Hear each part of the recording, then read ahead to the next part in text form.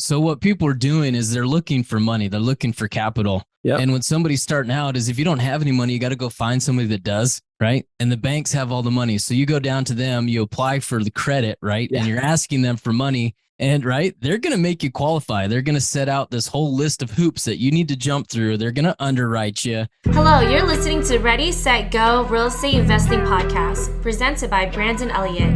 This show will be going over all aspects of real estate investing and is intended to educate, motivate, and prepare you to take action on your first or next real estate investment. For more information, please visit BrandonElliottInvestments.com. Thank you for listening and enjoy. Welcome back, everyone, to Ready, Set, Go Real Estate Investing Podcast. I'm your host, Mr. Brandon Elliott. I'm excited today. We got two gentlemen that have created a incredible strategy to help out more real estate investors, right? It's the really infinite banking strategy to turn yourself into the bank. I personally resonate with this because I have several policies. Jennifer does as well. We promote this to our mastermind group that it is so important to flip the script on the banks, be able to get as much funding from the banks, but then learn how to really be a good steward of it. And when you can start turning yourself into the bank and, be able to get the tax benefits of lending money from yourself, from your own life insurance policies and so forth, it's incredible. So Infinite Wealth is what these guys do, and their podcast is incredible as well. Today, our guest is Anthony and Cameron. What are you guys up to? How's everything going today? Everything is going great, Brandon. Thanks for having us. Brandon, you got me pumped up. Yes. So I'm even more excited. Good. I'm excited to be here. Honestly, it's an awesome conversation that I feel like not enough people truly understand what the hell we're even talking about. So I'm excited to have some experts on today. For anybody that doesn't know out there, do you mind just giving like that 30,000 foot view of who you guys are, where you're from, and what you guys are up to? Yeah, absolutely. Go for it. Yeah, you want a little background in there too? Yeah. Throw some background, do whatever. Yeah. Let us know. Yeah. No, well, the whole reason that I'm even in this place, right, is because I was just a business owner, right? And I was, if you go back, 15, 16 years now, I was a business owner and I was looking what to do with my money, right, that I had acquired. And all of the kind of traditional options that were presented me never made sense. It was always put your money in this account, can't touch it till you're 59 and a half. And I always thought that, man, I was the crazy one because that never sounded like a good idea to me. No right? good at all. Exactly. So I never did anything. And I just sat on cash for the longest time. And as a business owner, right, you sit on cash because you need it certain points. And that's what I did. I didn't do anything. I was overwhelmed with all this information that was out there. And I came across infinite banking as a strategy really just by pure coincidence. Is my wife and I were buying our house and a gentleman recommended this book. And he said, if I would have read this book when I was your age, it would have been the difference of millions of dollars. And Yes. So I went home, I read that book. And actually, to be honest with you, Brandon, it pissed me off, right? It was page 45 of that book shows you that paying cash is not the best option. And I got really upset because I thought I was pretty smart, but nobody had shown that to me before. Yep. And so that set me down this road and I started implementing these strategies right away. And I started sharing it with other business owners that I knew. And that's really kind of how I found myself in an advisory role is, you share that and people start asking more and more questions. And so I've been doing this for about 13 years now. Anthony and I partnered up about 3-4 years ago, and We are Infinite Wealth Consultants.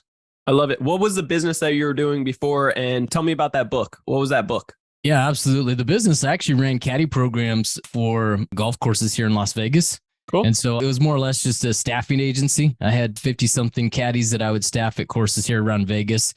And the book was Becoming Your Own Banker by Nelson Nash. And that is the single book that somebody should read if they have any questions on infinite banking. People have been doing kind of these strategies for a long time. They've been talking about it for a long time. But Nelson's book is literally the how-to, right? So this is how an individual on a small level can implement these strategies. And if you just read that and implement it, you're going to be in good shape. Yeah, it really simplifies things. It makes it easy to understand. And it's all right there. So that's great. Yeah. It's so simple that Anthony can understand it. I love it. Anthony, talk to me. Brendan, my name's Anthony. I'm a recovering CPA. I've been a CPA for over 20 years. And Poor guy. I know. Yeah. I had my own tax practice. And '08 really enlightened me. Sure. You know, what I saw is so many people got punched in the gut. And the biggest thing was to no fault of their own. It's one thing if you make poor financial decisions, you get in debt, you buy a bad deal, you know, that's on you. But when you do everything you're told, maxed out my 401k, paid off my house, stayed out of debt. And now my 401k is a 201k. Yeah. And I realized something was wrong. And I realized that I was doing the same thing everybody else was doing. Sure. And we did some research, and there's a recession, or they say a correction, every decade. We went back to the 1900s. There's been one in every decade, except for that last one, which that's a whole nother. Yeah. But one's coming. But, you know, what I found out is if I don't do anything different, why would I expect a different result? So I realized some of my clients actually thrived during that time. So I went up to them. How did you guys get in this? What was your mindset to be in this position now? Because you're not doing what everybody else is doing. And what books are you reading? And what assets are you investing in? And it wasn't anything I was advising my tax clients to do, nor was anything what my financial planner was doing. And then I realized something was wrong. And then it opened up my eyes. And that's when I read Becoming Your Own Banker. Sure. And had a lot of questions. I mean, this sounds too good to be true. Yeah. Why isn't anybody doing it? Does this really work? And so I put my toe in the water, got a small policy, and it worked exactly like Nelson Nash said. So then I got more policies with my family. And then when my clients were like, man, I don't trust Wall Street. What should I do? I'm like, well, this is what I'm doing. And they would read the book. And then I started helping them incorporate infinite banking. And then eventually I had a CPA firm and IBC advisory. Oh, and I also had a family like over here that my whole goal was to spend time with. So had to make a decision, very easy, sold my CPA firm and been focusing on IBC ever since. And as Cameron and I said, we've partnered actually about 4 years ago. And all we do is IBC. I don't do taxes anymore. Thank God. We don't do investments. I mean, our goal is we wanted to be one of the best in the country with infinite banking. And when we first started out, it was about using it for liabilities. Hey, let's pay off your car. Let's pay off your debt. But that works, but it's not really moving the needle. That's really not building wealth. Sure. But when we use these policies to buy assets, I mean, infinite banking can increase the returns and actually lower your taxes. So we've changed our focus to really combining infinite banking with Robert Kiyosaki. And just like our slogan is, we want our passive income to be more than our monthly expenses, or to abbreviate, I want my pie to be bigger than me. Yeah. So that's what we help clients do, not only incorporate IBC, maybe kind of open up some eyes to some investments for them to create passive income. Yeah, I think, and it's a sin what you're speaking about of, you know, in the past, 2008 and so forth, when everybody was relying on what the banks are telling us to do, what all these advisors are saying what to do. And it really just led people the wrong direction, unfortunately. So you also mentioned that, you know, you were doing the same thing over and over, anticipating and expecting different results. Anthony, correct me if I'm wrong. Isn't that the definition of insanity? Correct. Correct. It's crazy though, how many, like, we all do it, right? So I think it's important to identify what's going on and to start making those changes. So I'm glad that you guys found the changes and what was that eye-opening experience, that damn amazing book, right? To really show infinite banking. But for anybody out there that doesn't know infinite banking, do you guys mind just giving that understanding behind it? Like, what the heck is infinite banking? Yeah, infinite banking, and we're talking to real estate investors here, right? Sure, yeah. I mean, we forgot to mention as well, you guys do some real estate investing as well, about 50 flips for land per year, and got a couple turnkey properties as well. Yeah. So the best way we can introduce infinite banking is usually through an analogy, and this is kind of the cash cycle for investors, right? When investors are accumulating cash, the first thing that they do is they put it into a bank account. Right? Yeah. They put it into a bank account because it's safe and liquid and they're saving up to hit some sort of threshold. And then what they do is they take those funds and they go and invest. And then if it's the right investment, that investment is then kicking off capital, right, or cash flow back to them. And what they do is they put that cash flow right back into the checking account at their bank, and they wait for it to accumulate and to grow. And so I want to be really clear with your listeners, right, if they're not sure of this yet, is that infinite banking, right, really, it was not replacing the investments that somebody is currently making. Infinite banking is where you come in and you replace your cash management tool.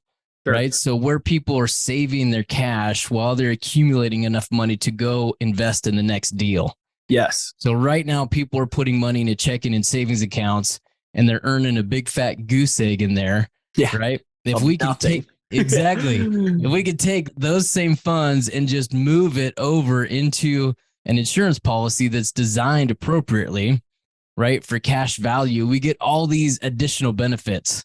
Right? You get a much higher rate of return, right? It's going to be greater than 4%.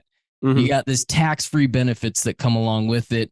One of the biggest advantages that you have is you have the ability to borrow against it and to never break that compound interest curve. Sure. And so really at the essence of what infinite banking is you're replacing kind of your cash management system with an insurance policy that you're going to leverage to go invest. Yeah. So these are life insurance policies that it's not your natural old school way of understanding what a life insurance policy is. This isn't for your death. This is lower death benefits, correct? With higher cash value that have dividends paid out from companies, the blue chip companies that have been doing this for hundreds of years, paying out strong dividends each and every year. So it's more of with some policies, correct me if I'm wrong here, with some policies, you can actually put the word guarantee in there, right? Others possibly not, but in some cases you can actually say, yeah, there's guaranteed returns on some of these policies. So it's really about how you design the product, like how you set up the product to be able to set yourself up for success. What I really love about it is it can be mind blowing a little bit. So follow with us, guys, if this is like your first time listening to this, but you fund the policy. And if you want to overfund it originally, like set up a high premium that you get, qualified for, and then you have an annual amount that you're, putting towards it, or you could do monthly, quarterly, however you like. But within about 10 days or so, not months, not, years down the road, you can actually take a loan out at a certain percentage and a higher percentage. For example, I just put a policy a couple weeks ago. I put 500,000 in. And then instead of sitting in the bank earning nothing, right, put 500,000 in, and then 10 business days later, I'm able to pull out 90% of it in just a quick, short time frame with a fixed loan amount, right? But it still looks as if, the money's still in there. I'm just taking a loan out against that policy. So it can be really incredible to take that funding. You're kind of arbitraging the difference, and then you can put it to work in real estate, or even if instead of going to the bank and to get a car loan, a mortgage, whatever, school loans, whatever you got going on, you can turn yourself in the bank. You can write out your own type of contracts to like promissory notes to your policy that you can, now write off that interest rate instead of giving it to the bank. You're doing it to your own policy, which can be incredible in the long term. Am I correct? Am I missing anything on this? I'm a more technical person, right? Yeah, the CPA background. Just to be fair, when you get a policy loan, that rate is not fixed. It is variable. But other than that, you were right on. Yeah, I love it. I'll add something in there, right? Is because I think it was a 30,000 foot level. I'll go a little bit deeper on that, right? In regards to the loan, right? One of the things that when people first glance at infinite banking, one of the things that doesn't quite register with everybody is the ability to have money come back to them and realize that their money is still earning. Sure. The way that happens is that when you send premiums, right, into an insurance company, you're building cash value inside of your own policy. Yes. Right. So you're building cash value. You have two ways that you can access that money. The first one's going to be a surrender where you take money out of your own policy. Yeah. We don't want to do that till later on in the back end. But while we're growing and accumulating, what we want to use is we want to use the loan provisions is what you were referencing, Brandon. And when we do that is we can ask them for a loan against our cash value. And what they do is the insurance company will come in and put a lien on your cash value that you have in your policy. but the money that they're going to send you is actually going to come from a separate account. It's going to come from the general fund of the insurance company. Mm-hmm. So that they do charge you an interest rate. You referenced that you have the ability, right, with proper documentation that you can deduct that. But that is how that process works, is your cash value is sitting there growing, compounding, uninterrupted. And then they're sending you money from the general fund that you can turn around and you can leverage and put it into an investments. And so there is that kind of arbitrage right there between those two opportunities that we are trying to get to work in our favor, right? Yes. And so that's the education process that we'll walk clients through and show them exactly how that works. Yeah, that's very good. Yeah. And I'm glad you went deeper into that, because when I first started understanding about this policy and how this works, infinite banking, I was like, okay, so you put the money in and then you just take it right back out. And okay, so we're not earning anything there, right? Yeah. And everybody goes, yeah, that's exactly how you do it. Yeah. Yeah, exactly. And it's like, okay. So then you start thinking, this sounds too good to be true. There's some things that I'm missing. Another question that I constantly get asked about this within our group is, okay, so what's the minimum that I can put into these? Like, what is the minimum type of policy that I can get started with? What I would say, just as kind of a rule of thumb, what we've come up with is the minimum for this to work, because the more money we have in, the more we can use, right? So correct. But and I know we're all at different stages, but we have as a rule of thumb is 10 times your age per month. That's good. So, I like that. Let me do the math for Cameron. Okay? Yeah, please do the math for me too. I'm with you, Cameron. So what is that? $12? Right. So if you're 30 years old, that's $300 a month. Thank you. Okay. Yeah. Now, but with real estate investors are typically a little different, because maybe they're not setting aside money per month, or maybe they have cash on the side, or their business model is different. Sure. So that can be designed different. And what we tell them to start is, well, what are you saving now? Let's just move that to a different account. Or do you have some assets here? Let's just move them into a different account. I mean, so we're not really changing the cash flow. We're just changing where we're storing it. And then, so with these policies, where did the life insurance companies actually where do they invest the money? Oh, great question. So insurance companies, if you look at their balance sheets, they are ultra conservative, right? They're actually super boring. Yes. Right. They've been around and they've been doing this for 200 years, almost 200 years for a reason.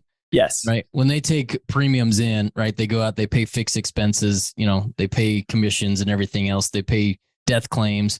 Yep. And what they do is they have this bucket of money that they also turn around, they go invest.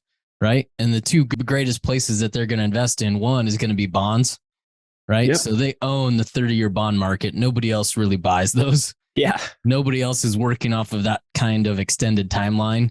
And so insurance companies are buying those up, I don't know at the exact amount, but lots and lots of money are going there, right? A lot. Yeah. Exactly. The other part that they're doing is they're either buying or they're financing, right? Commercial real estate. And so they are helping to finance or even purchase really high-end commercial real estate development projects, right? Not, just any commercial development project you see on the side of the street, right? They're looking at ones that are, here in Las Vegas, we've got the Strip, we got like Fashion Show Mall that's down there. Yeah. Right? They're looking at those types of investments. And then the third place that they invest, believe it or not, is actually policy loans. So that loan, right, when a policy owner borrows the cash against their cash value, the insurance company is sending them dollars from that general fund. And that is an investment on their end. They charge an interest to us, the client, and the interest that we pay to that insurance company, that variable amount, right, comes back to them as profit at the end of the year. Sure. Right. And so those are really the three top places that insurance companies are placing their money. If you look at some other ones, one or two of them might have kind of a venture capital arm where they're investing in some businesses and stuff, but it's at very, very minimal amounts. Yeah. I think it's important to, just for me personally, what really opened up my eyes. I mean, there's so many pieces of this pie here that really opened up my eyes to infinite banking and the benefits to it. But I truly believe that success leaves clues. And when I identified that the banks, the big boy banks, right, their biggest number one, Tier 1 capital. Yeah, the thing that's on their books, right, that they're claiming each and every year that they hold the most of for their asset sheet is life insurance. And it's really incredible to see if the banks are doing it, like the big boy banks, why aren't we? And then I started realizing that these big corporations too, they offer a lot of these policies, life insurance policies, to some of their employees.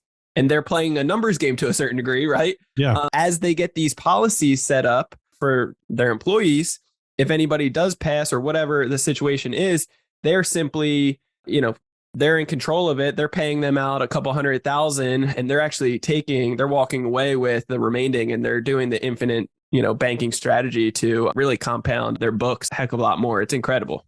That's a very good point. That's where banks, if you have $100,000 ready for your next deal, right? People are putting it in the bank. What's the bank doing with it?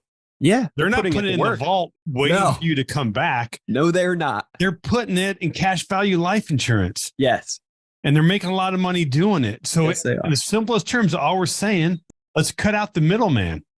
Yes. And just have your own banking system. Yeah. And what that means, guys, is basically instead of going to the bank, you have your own policy that is the bank. So when you are going to get a new investment, a new real estate property, whether you are going to get a new car and a mortgage, whatever it may be, go to your bank first. That's what we're trying to show you here. Mm-hmm. Flip the script on the banks, go to your bank, and then be able to pull from there. And then you can have, whatever interest rate you were going to pay to the bank, you can do exactly the same thing to your policy, pay that towards your policy so that it keeps growing. And then you got the tax advantages as well. I mean, the list goes on. There's really so many benefits to this. Brandon, what I'd add in there, right, is, look at the sign behind you, right? Credit counsel, right? So what people are doing is they're looking for money. They're looking for capital. Yep. And when somebody's starting out is if you don't have any money, you got to go find somebody that does.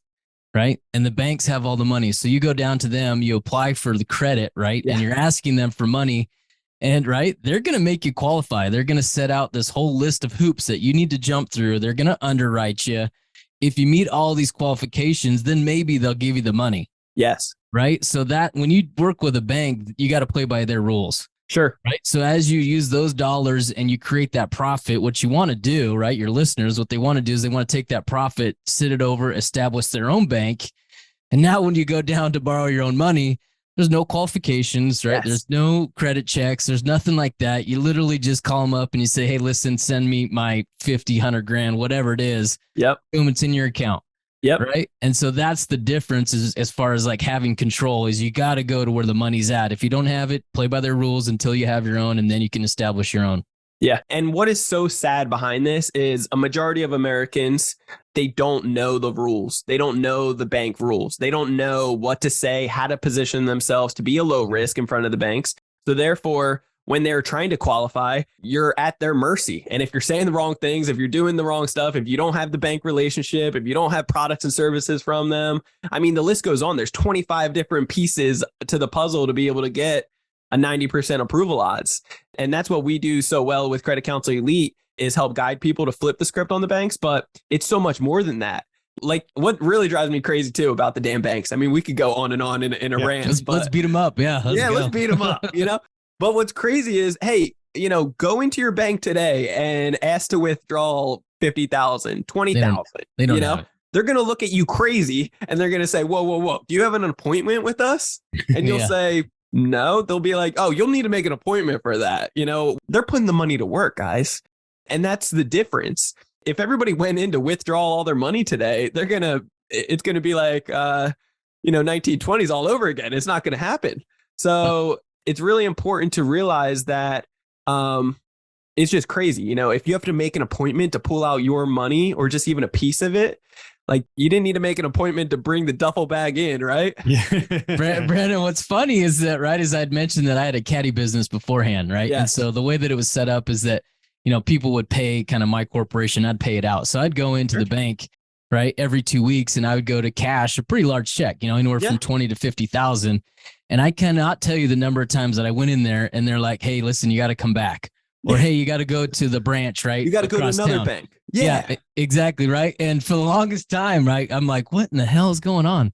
Like, I didn't realize it until I started reading about infinite banking and realizing, hey, these guys don't keep cash on reserves. No. Right. That's crazy. So, it was a long time before I realized that. Yeah. Success leaves clues. That's what it comes down to. It's like when you realize what the banks are doing with your money, and how they are treating us. It's really learn how to flip the script on it and do exactly the same methods that they're doing so that you can become the bank. You're in the power position. You can lend out money to whoever you want, make them qualify, like whatever you want to do with your money, be in the full power position. I love that. Yep. So talk to me. People need to qualify for these loans. Well, I mean, these policies, not loans, but that's the best part. You don't need to qualify for the loan part. Yeah. Okay. Yeah. To take out your money, you do not need to qualify. You just need to stay within their guidelines. So know the guidelines beforehand before finalizing your policy. But setting up the policy, you do need to be approved. What does that look like? Just a general type of broad explanation. Well, I would say what they're going to look at is, now insurance companies are using some AI. And Are they? Yeah, we're getting about a third of our clients are getting approved immediately. Okay. Without an exam and without medical records. Now, again, you have to be healthy and, they need to, but the other 2/3, you may need to get an exam and Sure. they may look at your medical records. But I will say people often put a lot of pressure on the underwriting. It's like, oh, I need to lose some weight, or I need to get my cholesterol down. Or, again, just like you said earlier, Brandon, we're not doing this for death benefit. Yes. We're doing this for cash value. Yes. So whether you are preferred or standard or even below standard, that's really going to affect your death benefit. Yep. But the way we design it for cash value, the cash value, particularly in year one, is going to be almost the same in all those situations. And in fact, we did a podcast episode, or am I too old for IBC? And we compared a 20-year-old, 40-year-old, and 60-year-old. And what was interesting, at the end of year 10, the 20-year-old was in third place. Mm-hmm. Really? Yeah. But why is that? It's the amount they're putting in? No, it was the same dollars. It was pennies, by the way, but it was pennies. Now the younger one had more death benefit. Sure. Yeah. Right. And the older one had less. And that's an example of the way that we design it, where your health rating is not that important. And we do have some people who are not insurable. Yeah. Like I would say, for example, my daughter is 23. She's had some medical issues, so she's not insurable. Now, for one, we're thankful we'd gotten a policy for her years ago. Yes. So they can never take that away. Yes. But now she's 23, so she's got some cash. Like, hey, Dad, I need to get another policy. And I'm like, love, I'm sorry, but I don't think you're insurable right now. She was like, well, can I just get a policy on you? Yes. Right. Great question. Well, when there's a will, there's a way. Like anybody out there, I have a friend actually that they didn't qualify either, and they wanted to really bad. But talk to people. If you do not qualify, there's still options out there for you. Yeah. Like I have a policy on my father-in-law. I have a policy on Cameron. Yep. I have a policy on our assistant here. All the kids. I mean, we're just looking for bodies. Sure. Because that cash value is going to be the same. Of course, we do need to get their permission. We just can't get a policy on them without them knowing. But So I was told when I set up my third policy here that like with the 500,000 put in, I'm putting 60,000 in a year after that. That's a credit, like it's a very valuable type of policy that, I could sell that to somebody that doesn't qualify in the future if I ever went into like a tight spot type of situation, Well, it's another, I will tell you the way we've had, it's rare because the way we design these policies are different, right? Sure. Just that you mentioned, we like to say, or really, maybe it's just me. I don't think Cameron's ever said this, but I don't know. I always say, this ain't your mama's whole life. Yeah. Right. This is a very different policy. Right. So it's too hip for me to say. Yeah. Cameron's like, I don't say anything that you say, Anthony. Yeah. Exactly. But we're viewing, and our clients are seeing these policies or their premiums not as a payment, but as a deposit, right? That this is an asset. But I will say sometimes either people don't get it, or maybe their financial situation has really changed and they can't continue to fund it. Yeah. They could cash out the policy. You can do that at literally any time, or you could sell it. Yes. And so I've actually bought a couple policies. This is being recorded from people and I've sold some, so you're right that is a asset that you have every right to sell. Yeah. And it's really just changing, names of beneficiary and so forth of where it's going to really be able to, lock that stuff in. Mm-hmm. Talk to me, what is like the most common, I guess, unknown thing for people to really wrap their heads around that you guys have seen over the years? Most common objection? Yeah. Like, why would somebody not? Obviously, it comes down to the lack of education, why there would be fear or thinking, this is too good to be true. It's not for me. Like, is there anything else that we could really be able to break off those limited beliefs today on this podcast to be able to really be able to give people that financial freedom that they deserve? I can give you 2. Please. I can give you 3. That was good. The first one that comes to mind is like when people first look at this is what happened to myself. And this happens to a lot of people, right? As you're looking at this and the product that we're using is going to be life insurance. Yeah. And as soon as you mention life insurance, you get a whole bunch of opinions. Yes. Right? Like, oh, that's garbage. Don't do it. No, don't do it. Too high in commissions, too high in this, it's terrible. Right. They don't understand the creative side behind it, or like, well, I got my uncle or my grandfather or my nephew that does life insurance. Exactly. Great point. And what I'd add to that is that those are opinions. Yeah. Right. There aren't facts. Right. So, right. When you dig into infinite banking, set the opinions aside and dig into a policy and how it performs. At the end of the day, whole life insurance has been around for almost 200 years. And this thing is, as you use the word guarantee, there's guarantees that are in it. This thing is going to be as consistent and predictable as you can find out in the marketplace. That's so good. So do your research and look at that. The second thing that I would say is probably the biggest stumbling block for a lot of people when they first approach infinite banking is when people borrow against the cash value and they look at that interest rate, right? And the first thing that comes to mind is, why the heck would I ever pay an interest rate on my own money? Yeah.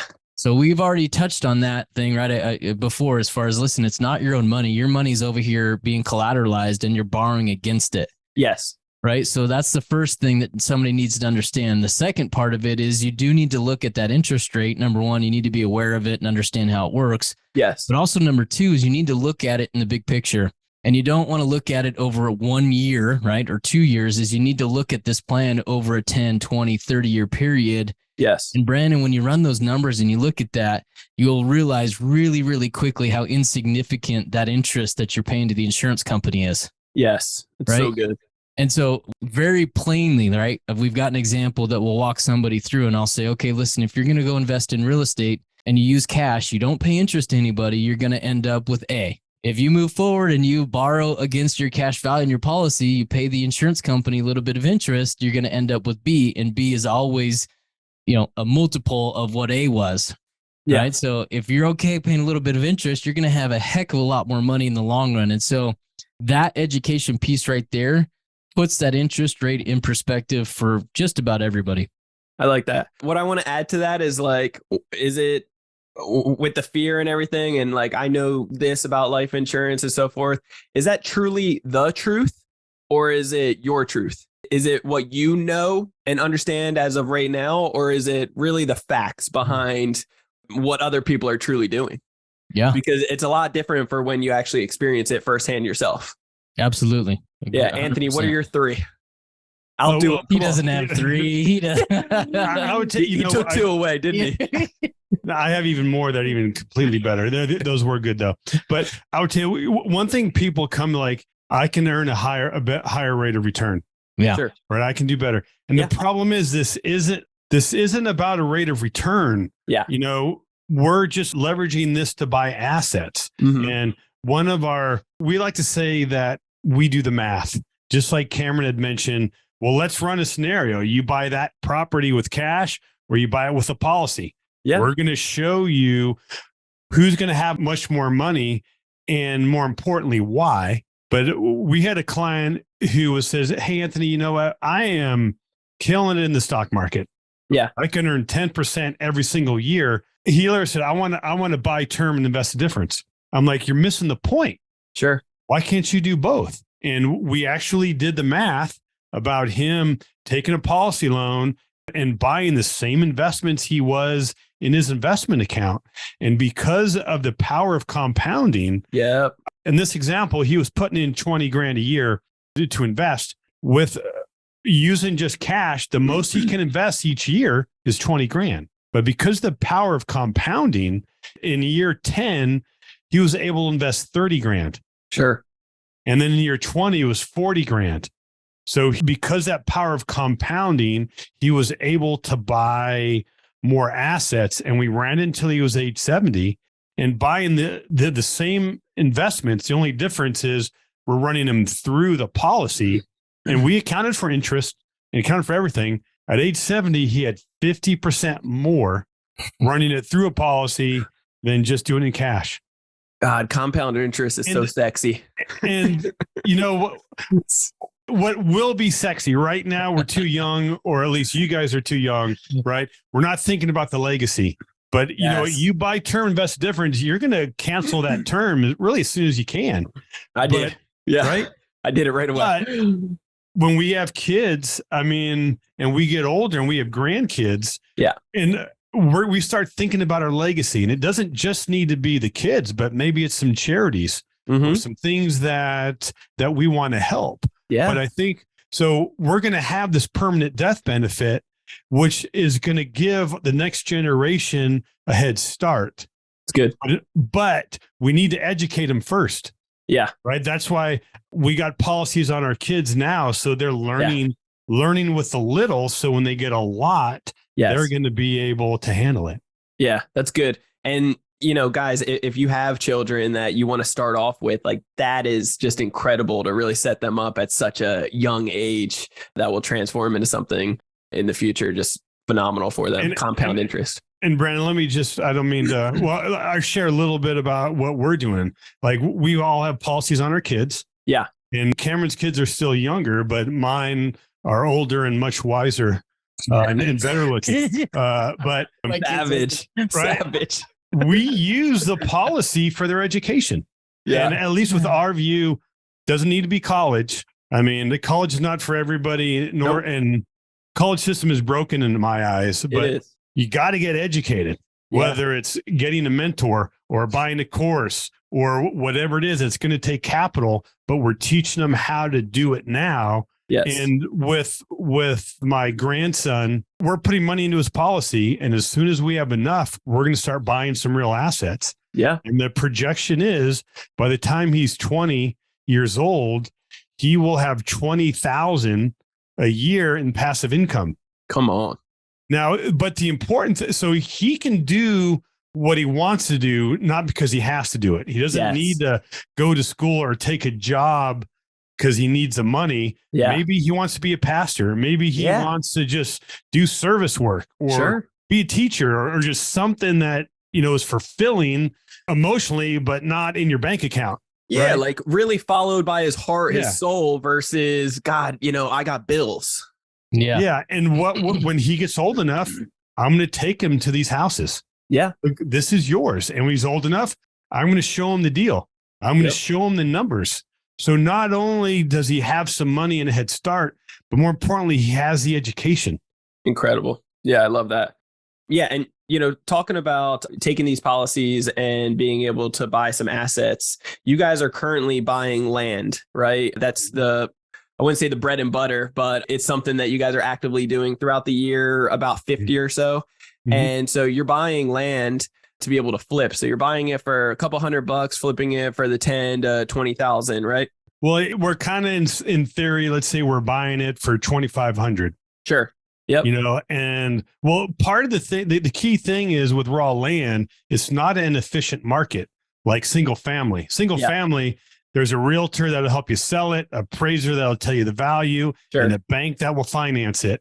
In these areas of raw land, we don't have any of those three, which means the market's inefficient, which means there's opportunity there. So we will send out, for example, mailers, 100 mailers offering $2,500. Maybe we get 3 people that say yes, and maybe 2 of them, the deed isn't clean or there's some issues, but we buy that one. We buy it for 2,500, then we go sell it for 10 grand. And again, most of these people, maybe they don't have 10 grand. Like we're talking like 2 acres in the middle of nowhere, Brandon. Like there's no power. I mean, it's pretty sexy. Yeah. Yeah. for those people, it's sexy. Like for me, I couldn't imagine it, but they don't have 10 grand, but you know what they do have is $200 a month. Yes, they do. So now you're the bank, right? We're finance it and give us $200 down, $200 a month. And then we do that again, and we build that up. And the way we structure the deal is they don't get ownership until we're paid in full. Sure. And you're going to have some foreclosures, you know, and we try what we can to get them back on the payment system. But if they don't, we just put that land back in our system. And for all the foreclosures we've had, we've collected more money in the down payment and their monthly payments than what we paid for it. So we get all of our money back, and then we just put it back into our machine and sell it. What's cool about that as well is that you have a note on it, and when it's performing, and that's great, right? You get your cash flow back, you get your original investment plus some. And then when it's not performing, now you have a whole new category that you don't necessarily even need to foreclose. You can have a non-performing note that you can sell because there's a market for that as well, right? It probably makes sense to foreclose, take back the property and then sell it to somebody else or get them on that plan. But I mean, there's so many different options because guess what? You're the bank, you're in control. You have the authority and the legal right to do so. So it's really tremendous. I love that approach. I have several friends that crush it doing that. And every time I hear the numbers, I'm like, God, it sounds good, man. I don't want to get too distracted being the ultimate hustler. I'm very focused in what we got going on here to grow it, go deep. But yeah, it's very cool. So we hear about people that, you know, this is probably a question that comes up for you guys as well with the infinite banking strategy. If somebody takes out this loan, they ask, well, when is it due? And, you know, what does this look like if I don't pay it, right? Because the policy itself could potentially, you know, after you pass away, it's just going to minus whatever the death benefits minus whatever the loans are and so forth. There is an annual fees behind it per year, of course, annual. So give me your feedback on that so that people can understand it and realize you don't necessarily want to rob from your bank, right? Yeah, great point. So we've got cash value, right, as a snare that we're talking about. We're going to initiate a policy loan. One of the things that you want to do, number one, is one of the guidelines that we have is you always want to leave at least 1 year's of base premium in there. And that base premium is like that cost of the insurance. And that's like your buffer, right? That's just to buy time. So you never want to deplete all your cash and capital. So you want to keep that in there. Outside of that, to be honest with you, Brandon, is a lot of times we're setting people up and these are their retirement dollars, right? This is the money that they need. And so we do need to provide an education to these clients on the best ways to use it. If someone is accessing these funds, number one is we're not big fans of using it for liabilities. Yep. Right. So number two, please don't go buy the Gucci sweatshirt or something like investments only, guys. Yeah, or the Versace sweatsuit that Anthony likes to wear. It's right. When we access those dollars, we're going to go acquire an asset. Sure. Right. And so that asset, in our opinion, it's all about cash flow. It's monthly income. And so that asset should be kicking off income over and above whatever that cost of or that cost of lending is to be able to repay that loan. And so that is ideally how you want to structure that. Now, there's a whole bunch of different investments that somebody could make, right? They could be flipping houses where, you know, they need those funds for 4 months and there's really no cash flow that comes off of that in that 4-month time frame during rehab and everything else. So ideally, right, we want to monitor that. But when they sell that house, they get all the proceeds. We're going to put a big lump sum back into the policy along with the interest and everything else that we've accounted for. Yep. And or maybe it's a syndication where it's 3 to 5 years where their timeline is, and maybe they have quarterly interest that gets paid out to them. Well, great. We don't want to consume that interest, right, that comes off for lifestyle. We want to send that back to the policy.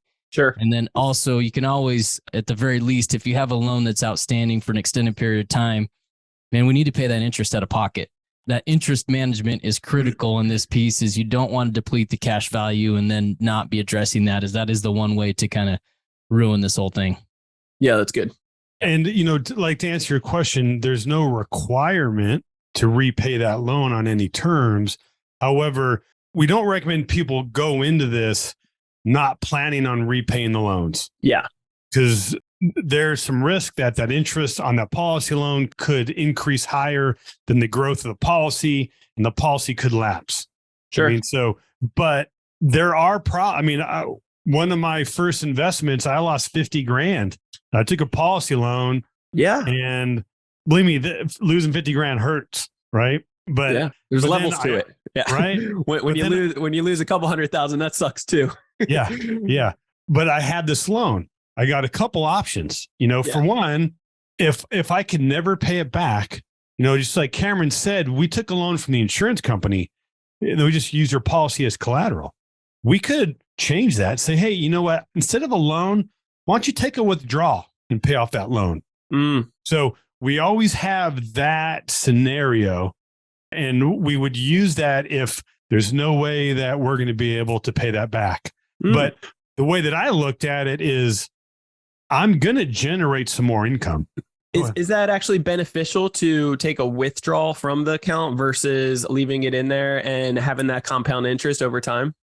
The problem will be, if you were just to let that compound and not pay the interest, it's possible that interest is going to grow higher than the interest you're being credited. Yes. And if your loan balance is higher than your cash value, your policy can lapse, meaning that it is no more. So to sum that up, I wouldn't say the worst case scenario, but something right before the worst case scenario is say the loan that you took out, the investment deal that you put it to work on didn't work out. You believe in the future, in the next couple of years, you'll be able to pay this thing back. But instead of waiting a couple of years, you really need to make sure whatever that annual interest is, that gets paid each year. So therefore, it's not doubling up or tripling, getting a little crazy for you. Exactly. We want to at least pay the interest. Sure. But it's nice to know if we're in a situation where we can't, everything is going to be okay. I mean, they're just going to add that interest to the loan. So we're going to be paying a little bit more interest, but we could pay that back over the next 5-10 years. Yep. And we would, again, had never broken that compound interest curve during that time. That's good. I love it. Awesome. Anything that we're missing here, fellas? Anthony, what hurt worse, losing 50,000 or that haircut? That's too soon, too rough. Let's move on, fellas. Yeah. Thanks, Brandon. It's kind of mean.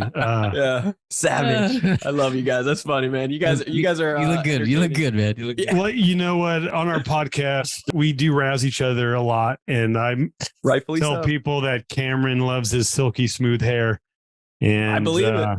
I mean, you can see, right? But and his favorite movie is "Don't Mess with the Zohan." Okay. I don't know if you saw that because he liked that silky smooth hair. And his dream was to work at Paul Mitchell. But we like to have fun on our podcast. And most of the time it's on Cameron's expense. But here it looks like it's at my expense. But that's okay. You gotta give it up every once in a while. Yeah. That's good. Cool. Well, guys, I appreciate you guys greatly. I'm excited and glad to be able to get this information into more people's hands, really. It's important. I really do firmly believe that. And just getting that financial education piece to understand the possibilities out there. You only know as much as you know until you hear something new. And then you're like, is this possible? Go down a rabbit hole, reach out to these guys. Fellas, how can the listeners get a hold of you guys? Yeah, a couple ways is you can go to our website, infinitewealthconsultants.com. But also we have an online course, Brandon. We typically charge for access to it. But as a thank you for having us on and for your listeners kind of sticking around, we're happy to provide you with a free link so that they can get access in there, look around. What they're going to find is just a bunch of the kind of case studies that we've referenced. It's very educational, nothing salesy. Once you get in there, if you look around, if you guys want to talk to us, there's a link that you can click on there and that'll take you to our calendar. So we'll get that over to you. It's going to be infinitewealthconsultants.com / and we'll go with ready, set, go. Cool. Yep, as that tagline. And then also we'll give you our link tree as well. So they can, we'll get that in the show notes so they can find us anywhere they want to look. And Brandon, what I would imagine, there's probably some listeners that are like, man, this just sounds weird. I don't know. I heard whole life's terrible. Blah. What I say, do your research. Yeah. We got there. Numbers don't lie. in our course, we have IBC 101, where we're going to start it at the basics. See if that makes sense. Yeah. Doesn't make sense, then just don't go back. Right. Yeah. But if it does, then we have a video like Cameron had talked about, comparing a scenario, you buying a property in cash or buying through a policy. And so we're going to show the math. All I say is do your research. Yes, please. Yeah. Numbers don't lie. People lie. But it really comes down to, are they educated or not? They, your loved ones that are doing life insurance, they might just not be educated. They just don't know. And that's okay. So get educated yourself so that you can show it to them. Jump on these free calls, get the education in the course. And I appreciate you guys greatly for, giving that to the listeners. That means a lot to me as well. And then you guys obviously have your Infinite Wealth podcast as well that people can tune into and get a ton of education as well. Yeah, we just got on TikTok and Instagram, and they can kind of get a chance to hear a little bit of us and see if what we say speaks to you. Yeah, I love it. Cool. Well, you guys are amazing. Appreciate you both. Had a great time today. Guys, reach out to them. That it's going to really open up your mind, do your own research. And if it makes sense, it makes sense. And I'm very confident that you'll be shocked with the opportunities from it afterwards. If you guys want to get a hold of me, you can always do so on Instagram. It is Brandon Elliott Investments. Otherwise, Facebook.com/Brandon Elliott Investor. And then if you are looking to truly flip the script on the banks and learn how to be able to get up to $500,000 every 6 months at 0% interest, that's what we are here for. And so much more: travel hacking, business credit, fixing credit, get to 800 FICO score in less than 30 days, and purchasing properties with credit as well. So check out creditcounselelite.com. That's www.creditcounselelite.com. Do not forget to leave that 5-star review for Ready, Set, Go Real Estate Investing Podcast, and hit that subscribe button so you get the newest notification every single Monday. And we will see you on the next one. Till next time, guys. God bless. Appreciate you guys. Go make it a fantastic day. Take care. Thanks. This has been another episode of Ready, Set, Go Real Estate Investing Podcast, brought to you by Brandon Elliott. For more information, please visit BrandonElliottInvestments.com. Also, please don't forget to like, share, and leave a comment below. Thanks again for joining. Until next time, God bless.